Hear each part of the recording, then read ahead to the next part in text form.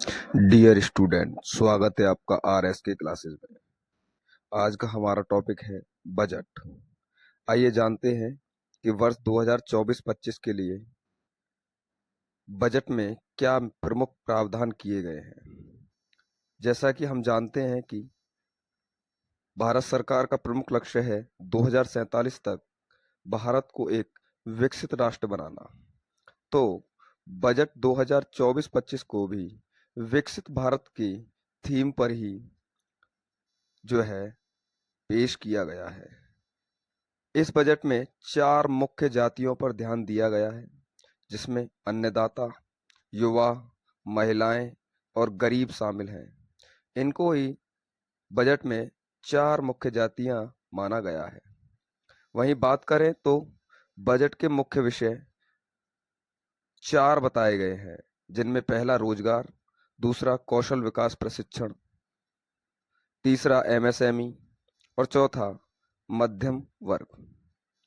यदि हम बात करें बजट की, तो बजट में कृषि उत्पादकता और अनुकूलता के बारे में भी चर्चा की गई है। यह चर्चा इसलिए बेहद आवश्यक है क्योंकि भारत में सर्वाधिक कृषि पर जोर दिया जाता है।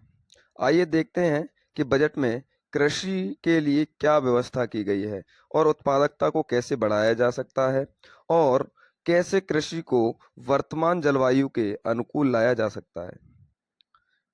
पहला यह कि परिवर्तनकारी कृषि अनुसंधानों का विकास करना, जिससे जलवायु के अनुकूल की किस्मों का विकास हो सके, और वहीं दूसरी ओर कृषि अनुसंधानों की व्यापक समीक्षा की जा सके। इसके अलावा कृषि में उत्पादकता को बढ़ाने के लिए बजट में दूसरा प्रावधान यह किया गया है कि राष्ट्रीय सहकारी नीति को बेस बनाकर कृषि को और लचीला बनाया जाए।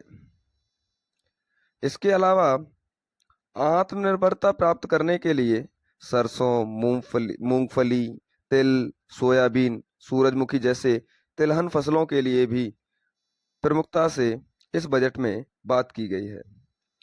यदि हम सब्जी उत्पादन और आपूर्ति श्रृंखला के बारे में बात करें तो सरकार ने उपज के संग्रहण, भंडारण, विपणन, सब्जी आपूर्ति श्रृंखलाओं के लिए किसान उत्पादक संगठनों को बढ़ावा देने के लिए एक व्यवस्था की है, जिससे सहकारी समितियां और स्टार्टअप को बढ़ावा दिया जाएगा।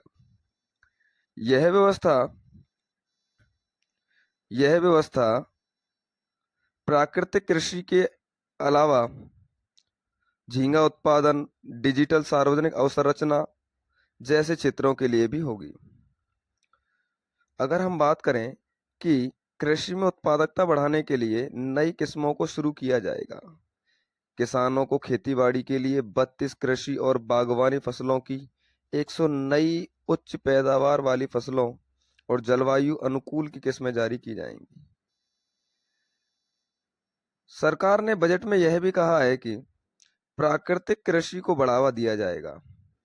इसके तहत अगले 2 वर्षों में पूरे देश में प्राकृतिक खेती करने वाले किसानों को प्राकृतिक खेती करने वाले किसानों को प्रमाण पत्र दिया जाना है, और इसके अलावा 10,000 आवश्यकता आधारित जैव आधान संसाधन केंद्रों को स्थापित करना है।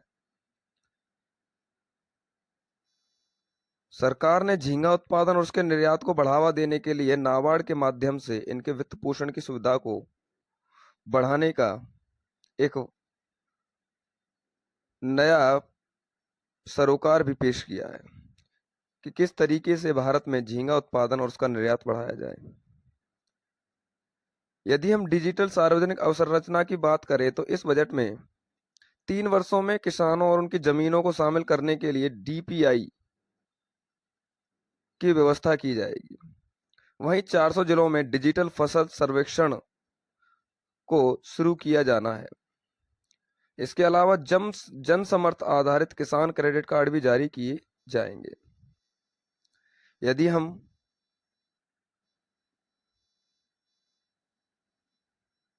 विकसित भारत के लिए प्राथमिकताओं पर गौर करें तो बजट में रोजगार और कौशल प्रशिक्षण पर भी बात की गई है। इस रोजगार और कौशल प्रशिक्षण को पीएम पैकेज के रूप में देखा जा रहा है। जैसे सभी औपचारिक क्षेत्रों में पहली बार रोजगार प्राप्त करने वालों को 3 किस्तों में 15,000 रुपए तक 1 माह का वेतन। इससे 210 लाख युवाओं को लाभ प्राप्त होने की आशा है। वहीं सरकारी नियोक्ताओं के ईपीएफओ अंशदान के लिए 2 वर्षों तक 3,000 रुपए प्रति माह सरकार प्रतिपूर्ति करेगी। इससे 50 लाख नौकरियों का सृजन होगा और पहली बार रोजगार प्राप्त करने वालों के लिए और पहली बार नियोक्ताओं को सहायता प्रदान करने के लिए ऐसी व्यवस्था की जाएगी। वहीं यदि और प्रमुख बिंदुओं की बात करें तो उद्योगों के सहयोग के लिए महिलाओं के लिए हॉस्टलों की स्थापना की जाएगी। ऐसी महिलाएं जो कामकाजी हैं उनकी भागीदारी को अधिक से अधिक सुनिश्चित किया जाएगा। साथ ही शिशु गृहों की भी स्थापना की जाएगी। सरकार ने कौशल विकास प्रशिक्षण कार्यक्रम को भी बढ़ावा दिया है। 5 वर्षों की अवधि में 20 लाख युवाओं को कौशल विकास प्रशिक्षण से जोड़ा जाएगा, क्योंकि यह हब एंड स्पोक मॉडल में काम करेगा, जिससे 1,000 प्रशिक्षण संस्थानों को उन्नत किया जाना है। यदि कोई छात्र घरेलू संस्थानों में उच्च शिक्षा के लिए जाता है तो सरकार 10 लाख रुपए तक की ऋण की व्यवस्था करेगी। इसके अलावा प्रति वर्ष 1 लाख विद्यार्थियों को ई वाउचर भी देगी और यह भी सरकार ने स्पष्ट किया है बजट के माध्यम से कि 3% तक वह ब्याज सहायता भी इनको प्रदान करेगी। यदि हम विकसित भारत की लिए अन्य प्राथमिकताओं को देखें तो बजट में समावेशी मानव संसाधन विकास और सामाजिक न्याय पर भी चर्चा की गई है, जिसके तहत पूर्वोदय विकास भी और विरासत भी टैगलाइन से बजट में व्यवस्था की गई है। विकसित भारत के लक्ष्य को प्राप्त करने के लिए आर्थिक अवसरों का सृजन करने के लिए पूर्वी क्षेत्रों के प्राकृतिक निधि संपन्न राज्यों के लिए योजना, जिसमें बिहार, झारखंड, पश्चिम बंगाल और आंध्र प्रदेश जैसे राज्य शामिल हैं। इसके अलावा गया में औद्योगिक नोड की स्थापना, अमृतसर कोलकाता औद्योगिक कॉरिडोर की स्थापना, इस पर भी बजट में चर्चा की गई है। महिलाओं और बालिकाओं के लाभार्थी योजनाओं के लिए 3 लाख करोड़ रुपए से अधिक का आवंटन किया गया। बजट में प्रधानमंत्री जनजातीय उन्नत ग्राम अभियान के तहत 63,000 गांवों को कवर करते हुए आदिवासी समुदायों की सामाजिक आर्थिक स्थिति में सुधार करते हुए 5 करोड़ जनजातीय लोगों को लाभ पहुंचाना इस अभियान का उद्देश्य होगा। यदि हम बात करें पूर्वोत्तर क्षेत्र में आईपीपी भी खोले जाएंगे, 100 से अधिक शाखाएं खोले जाने की बजट में चर्चा की गई है। यह भारत में डिजिटल पेमेंट को बढ़ावा देने का कार्य करेगा। इसके अलावा आंध्र प्रदेश पुनर्गठन अधिनियम के तहत आंध्र प्रदेश को एक विशेष पैकेज की घोषणा की गई है। करीब 15,000 करोड़ रुपए दिए गए हैं, जिसमें देश की खाद्य सुरक्षा सुनिश्चित करने के लिए पोलावरम सिंचाई परियोजना, जो देश के लिए बहुत महत्वपूर्ण है। इसके अलावा विशाखापट्टनम चेन्नई औद्योगिक कॉरिडोर पर कोपार्थी नोड में और हैदराबाद बेंगलुरु औद्योगिक कॉरिडोर में और वाकल नोड में पानी, बिजली, रेल, सड़क जैसी आवश्यक अवसंरचनाओं का विकास किया जाएगा। यदि हम बात करें विनिर्माण और सेवाएं कैसे विकसित भारत के लिए प्राथमिकताएं हैं, तो इस बजट में इसके बारे में विस्तार से बताया गया है। विनिर्माण क्षेत्र में एमएसई के लिए ऋण गारंटी योजना, एमएसई ऋण के लिए एक नया मॉडल निर्धारित करना, ट्रेड्स में आने वाले ऑनबोर्डिंग के लिए बढ़ा हुआ दायरा, खाद्य अभिकरण, गुणवत्ता सुरक्षा परीक्षणों के लिए एमएसई इकाइयां, इसके अलावा मुद्रा ऋण में तरुण श्रेणी में ऋण की सीमा को बढ़ाकर 10 लाख से 20 लाख कर दिया गया है। विनिर्माण और सेवाओं में यदि स्ट्रेस की अवधि आती है तो एमएसएमई को ऋण सहायता दी जाएगी। इसके अलावा राष्ट्रीय औद्योगिक कॉरिडोर विकास कार्यक्रम के तहत 12 औद्योगिक पार्कों को स्थापित किया जाएगा। वीजीएफ सहायता के तहत पीपी मोड में औद्योगिक कामगारों के लिए डॉक्यूमेंट्री टाइप आवासों के साथ किराया आवासन की भी व्यवस्था इस बजट में की गई है। यदि घरेलू उत्पादन को देखें तो रिसाइकलिंग ओवरसीज अधिग्रहण के लिए क्रिटिकल मिनरल मिशन की स्थापना की जाएगी। इसके अलावा विनिर्माण और सेवाओं को बेहतर बनाने के लिए दिवालियापन समाधान में गति लाने के लिए अधिकरण और अपीली अधिकरण को सुदृढ़ करना और अतिरिक्त अधिकरण की स्थापना करना इस बजट का एक महत्वपूर्ण बिंदु रहा। इस बजट में इंटर्नशिप के अवसर दिए गए हैं। 5 करोड़ की अवधि में यदि 1 करोड़ युवाओं को शीर्ष 500 कंपनियों में इंटर्नशिप के अवसर दिए जाएंगे। सीएसआर निधियों के माध्यम से प्रति माह 5,000 रुपए का भत्ता और 6,000 रुपए की एक कालिक सहायता दी जाएगी। यदि हम पीएम पैकेज की 5वीं योजना की बात करें तो इन्हीं योजनाओं के बारे में विस्तार से चर्चा की गई है। आइए देखें बजट में शहरी विकास के लिए क्या प्रावधान किए गए हैं। बजट में शहरी विकास के लिए stamp duty, street market, transit उन्मुखित विकास, जल प्रबंधन जैसी व्यवस्थाएं की गई हैं। महिलाओं द्वारा खरीदी गई संपत्तियों पर स्टाम्प ड्यूटी को कम किया जाएगा, जिससे राज्य प्रोत्साहित होंगे। चयनित नगरों में 100 साप्ताहिक हाट अथवा स्ट्रीट फूड हब का विकास किया जाएगा। ऐसी परिकल्पना इस बजट में सरकार के द्वारा की गई है। यदि हम ट्रांजिट उन्मुख विकास के बारे में बात करें तो 30 लाख से अधिक जनसंख्या वाले 14 बड़े नगरों को ट्रांजिट उन्मुख विकास से जोड़ा जाएगा। यदि हम जल प्रबंधन की बात करें तो जलापूर्ति, सीवेज ट्रीटमेंट, ठोस कचरा प्रबंधन जैसी परियोजनाओं को विश्वसनीय बनाकर और 100 बड़े शहरों को ऐसी सेवाएं उपलब्ध कराना है।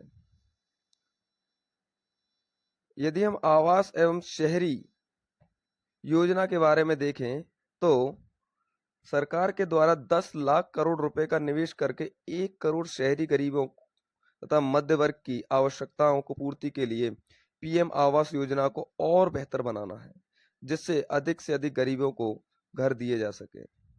इसके अलावा अधिक उपलब्धता के साथ कुशल तथा पारदर्शी रिटेल हाउस मार्केटिंग के लिए समर्थकारी नीतियों की भी घोषणा की जाएगी इस बजट में।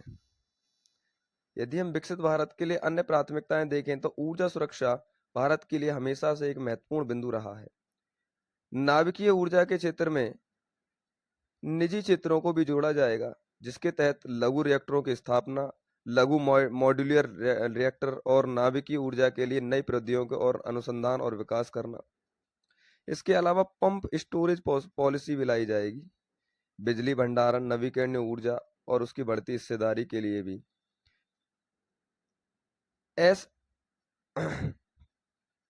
AUSC ताप विद्युत संयंत्रों की भी स्थापना की जाएगी। एनटीपीसी और BHEL का एक संयुक्त उपक्रम 800 मेगावाट की क्षमता के साथ एक वाणिज्यिक संयंत्र की स्थापना करेगा, ऐसा इस बजट में घोषित किया गया है। इसके अलावा ऊर्जा लेखा परीक्षा के लिए भी सरकार ने इस बजट में प्रावधान किया है। सूक्ष्म एवं लघु उद्योगों के लिए स्वच्छ ऊर्जा अपनाने के लिए वित्तीय सहायता दी जाएगी, जिसके तहत 60 क्लस्टरों को ग्रेड ऊर्जा लेखा परीक्षा की सुविधाओं से जोड़ा जाएगा। अगले चरण में 100 क्लस्टरों तक इनको बढ़ाया जाएगा। सरकार ने पीएम सूर्य घर मुफ्त बिजली योजना की शुरुआत पहले ही कर दी थी, अब इसका विस्तार किया गया है। सरकार ने 1 करोड़ घरों को मुफ्त बिजली पहुंचाने की बात कही है। इस बजट से माध्यम से सरकार ने 300 यूनिट तक प्रति माह प्राप्त करने वाले घरों को भी इस श्रेणी में रखा है।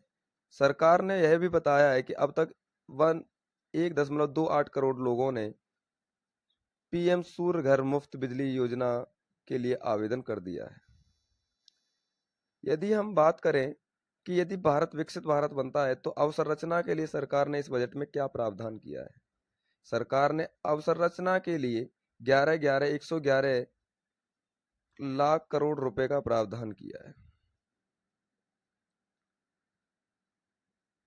जो जीडीपी का 3.4% है, जिसके माध्यम से संसाधनों का आवंटन राज्यों को दीर्घ आवधिक ब्याज मुक्त ऋण के तहत 1.5 लाख करोड़ रुपए दिए जाएंगे। इसके अलावा 25,000 ग्रामीण बसावटों को 12मासी सड़कों से जोड़ा जाएगा और प्रधानमंत्री ग्रामीण सड़क विकास योजना के चौथे चरण से भी इनको जोड़ा जाना है। यदि हम बात करें सिंचाई और बाढ़ के लिए सरकार ने इस बजट में क्या प्रावधान किए हैं, तो सरकार ने कोसी मेची अंतरराज्य लिंक परियोजना के लिए 20 अन्य चालू नई स्कीमों जैसी परियोजनाओं के लिए 11,500 करोड़ रुपए की अनुमानित लागत के साथ वित्तीय सहायता दिए जाने की बात कही है। असम, सिक्किम, उत्तराखंड जैसे क्षेत्रों में आई बाढ़ों में तुरंत प्रबंधन हो और उससे संबंधित परियोजनाओं के लिए सहायता की भी बात इस बजट में कही गई है। इसके अलावा हिमाचल प्रदेश में पुनर्निर्माण और पुनर्वास के लिए सहायता भी दी जाएगी। यदि हम बात करें कि अवसंरचना के तहत पर्यटन का भी विकास किया जाएगा, जिसमें काशी विश्वनाथ मंदिर के कॉरिडोर के मॉडल पर विष्णुपदी मंदिर कॉरिडोर और महाबोधि मंदिर कॉरिडोर, जो दोनों ही बिहार में है, इनका विकास किया जाना है।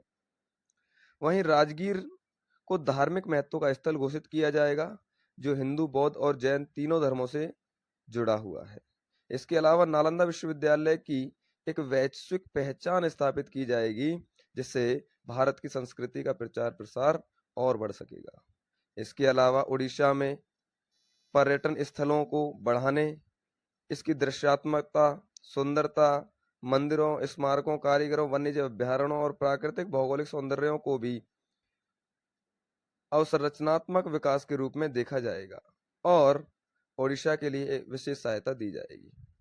इसके अलावा नवप्रवर्तन, अनुसंधान और विकास यानी रिसर्च एंड डेवलपमेंट में सरकार ने इस बजट में क्या घोषणा की है।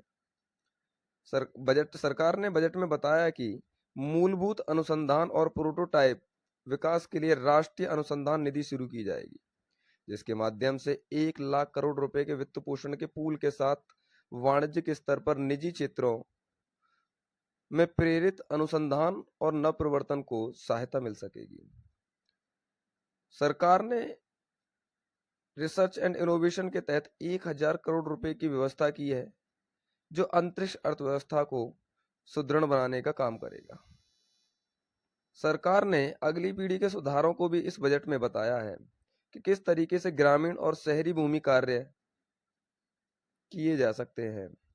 सरकार ने बताया बजट के माध्यम से सभी भूमिखंडों के लिए अन्य भूखंडों की पहचान, संख्या और उनको भू आधार से जोड़ना है। वर्तमान में स्वामित्व योजना के अनुसार उनका मानचित्रण करना है, उनका सर्वेक्षण करना है, किसानों को रजिस्ट्री से जोड़ना है, शहरी क्षेत्र के लिए मैपिंग की व्यवस्था करनी है और मानचित्रों का डिजिटलीकरण करना है। इसके अलावा भू रजिस्ट्री भी बनाई जाएगी। सरकार ने जलवायु वित्त पोषण के लिए टैक्सोनॉमी की भी व्यवस्था की है, अर्थात जलवायु अनुकूलन और उपशमन से संबंधित निवेशों के लिए पूंजी की उपलब्धता को बढ़ाया जाना चाहिए। एफडीआई और ओवरसीज निवेश के लिए एफडीआई को सरल करने और ओवरसीज निवेश के लिए भारतीय रुपए का उपयोग करने के लिए अवसरों को बढ़ावा देने की बात कही है और करेंसी स्वैप जैसी अवधारणा इस बजट में देखी जा रही है। एनपीएस वात्सल्य के तहत अवयस्कों के लिए माता पिता और अभिभावकों द्वारा अंशदान की योजना को भी इस बजट में पेश किया गया है। बजट में डेटा संचालन में सुधार, आंकड़ों, सांख्यिकी का संग्रहण, प्रसंस्करण और प्रबंधन की भी बात कही गई है। नई पेंशन योजना एनपीएस के तहत संगत समस्याओं का समाधान करने के लिए आम नागरिकों को हितों की रक्षा करने तथा राजकोषीय उत्तरदायित्व या राजकोषीय दूरदर्शिता को बनाए रखने के लिए एक समाधान निकाला जाएगा। सरकार ने बताया कि कैसे 2047 तक भारत को एक मजबूत आधार दिया जा रहा है। सरकार ने बताया कि पिछले कुछ वर्षों से चालू खाते घाटे में सुधार हुआ है। यदि हम गौर करें तो वर्ष वित्त वर्ष 2018 से लेकर और वित्त वर्ष 2023-24 तक चालू खाते घाटे में लगातार सुधार हो रहा है। इसके अलावा बजट में यह भी बताया गया है कि वर्ष 2024 में भारत की विकास दर 8.2% रही। यह विकास दर लगातार धीरे धीरे बढ़ रही है। सरकार ने विस्तारणीय पीएमआई इंडेक्स पर भी एक ग्राफ जारी किया है। बजट के माध्यम से इसे दिखाया गया है। सरकार ने बताया कि पीएमआई इंडेक्स लगातार बढ़ रहा है। सरकार ने इस बजट के माध्यम से यह भी बताया कि एससीबी यानी कि शेड्यूल कॉमर्शियल बैंक, अनुसूचित वाणिज्यिक बैंकों के सकल एनपीए में कमी आ रही है और यह कमी लगातार वर्ष 2018 से देखी जा रही है। सरकार ने जीडीपी के राजकोषीय घाटे में भी कमी का उल्लेख किया है और यह जो कमी है वर्ष 2024 में 5.6 पर आकर रुक गई है। सरकार ने यह भी बताया कि मुद्रास्फीति नियंत्रण में है और वर्तमान में 5.4 है। इस बजट में करों को अभी सरलीकरण किया गया है। सरकार ने आयकर अधिनियम 1961 की समीक्षा की बात कही है। धर्म संस्थाएं जो टीडीएस का सरलीकरण कर लेती हैं, उसके लिए भी इस बजट में प्रावधान किया गया है। मुकदमेबाजी और अपील के लिए भी एक प्राधिकरण के गठन की बात कही गई है। कर आधार में वृद्धि करना सरकार की प्राथमिकता होगी। विशिष्ट क्षेत्र सीमा शुल्क के प्रस्ताव क्या किए गए इस बजट में? व्यापार में आसानी, शुल्क में वित्तोकरण को हटाने, विवादों को कम करने के लिए संरचना की व्यापक समीक्षा की जाएगी। सरकार ने सीमा शुल्क में परिवर्तन कैसे किया जाएगा उसके कुछ बिंदु भी बताए हैं। जैसे कैंसर की दवाइयों की सीमा शुल्क पर पूर्णतः छूट दी जाएगी, जिससे किफायती दवाइयां मिल सकें और लाभ पाने वाले लोग इसमें लाभान्वित हो सकें। इसके अलावा मोबाइल फोन, मोबाइल पीसीबीए और चार्जर पर बीसीडी घटाकर 15% करना है, जिससे मोबाइल उद्योग को भी लाभ मिलेगा। सोना और चांदी पर सीमा शुल्क घटाकर 6% और प्लेटिनम पर 6.4% करना घरेलू मूल्य संवर्धन को बढ़ावा देगा और जिससे घरेलू मूल्य संवर्धन को भी लाभ होगा। झींगा और फिश फीड पर बीसीडी घटाकर 5% करना है, जिससे समुद्री निर्यात को वृद्धि मिलेगी और प्रतिस्पर्धात्मकता में भी वृद्धि होगी। सोलर सेल और पैनलों के विनिर्माण के लिए अधिक पूंजीगत वस्तुओं पर छूट दी जाएगी, जिससे ऊर्जा स्रोतों में बदलाव किया जा सके और उन्हें सहायता प्रदान की जा सके। सीमा शुल्क में अंतिम बात बजट में यह कही गई है कि 25 महत्वपूर्ण खनिजों पर सीमा शुल्क से पूर्णतः छूट दी जाएगी और महत्वपूर्ण खनिज क्षेत्रों को बढ़ावा दिया जाना है। आइए बजट पर चर्चा कर रहे हैं और यह विषय आपका अर्थव्यवस्था खंड से जुड़ा है।